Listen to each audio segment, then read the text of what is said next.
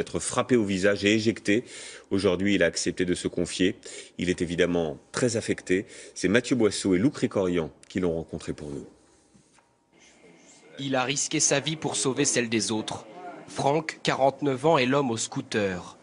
Filmé ici par un vidéaste amateur alors qu'il poursuit le camion pour en stopper le conducteur. Ce geste héroïque, il a accepté de nous le raconter. Mais c'est aux proches des victimes qu'il souhaite d'abord s'adresser. Je voudrais présenter mes condoléances à toutes les familles des victimes. Et je suis de tout cœur avec eux. Comment vous allez physiquement? J'ai mal un petit peu partout. Même moralement. Mais ça va aller, ça va passer. Avec le temps, peut-être, peut-être pas. Jeudi dernier, Franck et sa femme sont arrivés sur la promenade des Anglais à la fin du feu d'artifice. Quelques secondes seulement avant le camion. Je voulais aller voir le feu d'artifice, mais on est en retard et je le rate. Mais je lui dis à ma femme, ben, on va quand même aller manger une glace sur le cours salé. Il y a des gens qui remontent de la plage, qui reviennent du feu d'artifice et qui rentrent tranquillement. Et ma femme gesticule derrière, me dit qu'il se passe quelque chose, mais moi je suis concentré sur la route. Et là, à ce moment-là, je vois le camion qui me double par la droite sur le trottoir. Et il doit être au moins à 90 km/h, 80, 90, je sais pas. Ça va très vite. Je comprends très vite que c'est un carnage. Je vois des gens voler de toutes parts, des gens happés par le camion, et il bascule du trottoir à la route. Il est moitié sur le trottoir, moitié sur la route. Je sais pertinemment que mon fils est place Masséna. Donc au bout de la promenade? Au bout de la promenade des Anglais.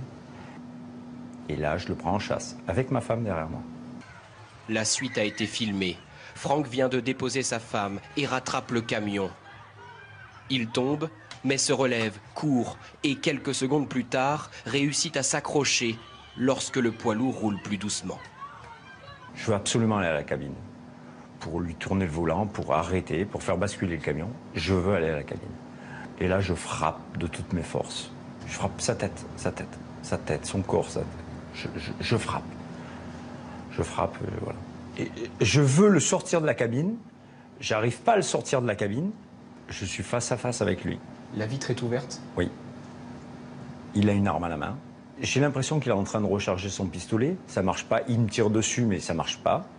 Son regard est froid. Son regard est froid. Pas d'émotion? Non.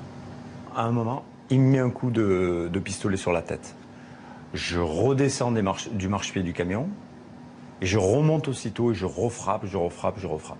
Et voilà, et je continue. Hein. De toute façon, je continue. Et je continuerai. De toute façon, j'étais prêt à mourir. Hein. J'étais prêt à mourir. Ce soir-là, lui, le salarié de l'aéroport de Nice, qui d'habitude, dit-il, s'évanouit à la moindre goutte de sang, tient tête aux terroristes pendant plusieurs centaines de mètres jusqu'au bout. Le pistolet remarche. Il me tire dessus. Je sais pas, j'évite. Est-ce qu'il me rate? J'en sais rien. Après, je sens que la police arrive sur le côté. Je vois des lumières, des torches ou des balles, je sais pas. Et là, je me glisse sous la roue du camion.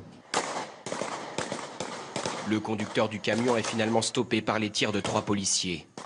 Dans la confusion, Franck est évacué sans ménagement par les forces de l'ordre jusqu'à ce qu'il leur raconte son intervention.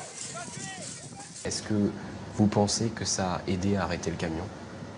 Oui, oui. Oui. Oui. De toute façon, pour moi, je suis convaincu qu'il allait plus loin. Tout le monde dit de vous que vous êtes un héros, que vous avez un courage incroyable. Je suis pas un héros du tout. Je suis juste un citoyen normal. Qui a fait quelque chose d'anormal, néanmoins. Qui a fait quelque chose d'anormal, métier normal, tout à fait normal, posé. Qu'est-ce qui reste de ce soir-là? Il reste les victimes. Il reste leur famille. Comment on va surmonter ça? Comment on va surmonter ça? Ces images, moi je les aurai toute ma vie dans ma tête. Mais c'est rien. C'est rien. À un moment, je fermerai les yeux. Il y a des gens. Les yeux, ils ne pourront pas les fermer. La femme et les 2 fils de Franck n'ont pas été blessés dans l'attentat. Lui s'est promis de retourner dans les prochains jours sur la promenade des Anglais pour rendre hommage aux victimes. Voilà pour ce témoignage poignant. Je redescends du marchepied du camion et je remonte aussitôt et je refrappe. Et voilà, et je continue, hein. De toute façon, je continue et je continuerai. De toute façon, j'étais prêt à mourir. Hein. J'étais prêt à mourir. Ce soir-là, lui, le salarié de l'aéroport de Nice, qui d'habitude, dit-il, s'évanouit à la moindre goutte de sang, tient tête aux terroristes pendant plusieurs centaines de mètres jusqu'au bout. Le pistolet remarche, il me tire dessus. Je sais pas, j'évite. Est-ce qu'il me rate? J'en sais rien. Après, je sens que la police arrive sur le côté. Je vois des lumières, des torches ou des balles, je sais pas. Et là, je me moralement, mais ça va aller, ça va passer. Avec le temps, peut-être, peut-être pas. Jeudi dernier, Franck et sa femme sont arrivés sur la promenade des Anglais à la fin du feu d'artifice.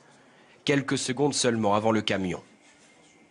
Je voulais aller voir le feu d'artifice, mais on est en retard et je le rate. Mais je lui dis à ma femme, ben, on va quand même aller manger une glace sur le cours salé. Il y a des gens qui remontent de la plage, qui reviennent du feu d'artifice et qui rentrent tranquillement. Et ma femme gesticule derrière, me dit qu'il se passe quelque chose, mais moi je suis concentré sur la route. Et là, à ce moment-là, je vois le camion qui me double par la droite sur le trottoir. Secondes plus tard, réussit à s'accrocher lorsque le poids lourd roule plus doucement. Je veux absolument aller à la cabine pour lui tourner le volant, pour arrêter, pour faire basculer le camion. Je veux aller à la cabine. Et là, je frappe de toutes mes forces. Je frappe sa tête, son corps, sa tête. Je frappe. Je frappe, voilà. Et je veux le sortir de la cabine. J'arrive pas à le sortir de la cabine. Je suis face à face avec lui. La vitre est ouverte? Oui. Il a une arme à la main. J'ai l'impression qu'il est en train de recharger son pistolet. Ça marche pas. Il me tire dessus, mais ça marche pas. Son regard est froid. Son regard est froid. Pas d'émotion? Non. À un moment, il me met un coup de pistolet sur la tête. Il doit être au moins à 90 km/h, 80, 90, je sais pas. Ça va très vite. Je comprends très vite que c'est un carnage. Je vois des gens voler de toutes parts, des gens happés par le camion, et il bascule du trottoir à la route. Il est moitié sur le trottoir, moitié sur la route. Je sais pertinemment que mon fils est place Masséna. Donc au bout de la promenade? Au bout de la promenade des Anglais. Et là, je le prends en chasse, avec ma femme derrière moi. La suite a été filmée. Franck vient de déposer sa femme et rattrape le camion. Il tombe, mais se relève, court et Être frappé au visage et éjecté. Aujourd'hui, il a accepté de se confier. Il est évidemment très affecté. C'est Mathieu Boisseau et Lou Cricorian qui l'ont rencontré pour nous. Il a risqué sa vie pour sauver celle des autres. Franck, 49 ans, est l'homme au scooter. Filmé ici par un vidéaste amateur alors qu'il poursuit le camion pour en stopper le conducteur. Ce geste héroïque, il a accepté de nous le raconter. Mais c'est aux proches des victimes qu'il souhaite d'abord s'adresser. Je voudrais présenter mes condoléances à toutes les familles des victimes. Et je suis de tout cœur avec eux. Comment vous allez physiquement? J'ai mal un petit peu partout. Même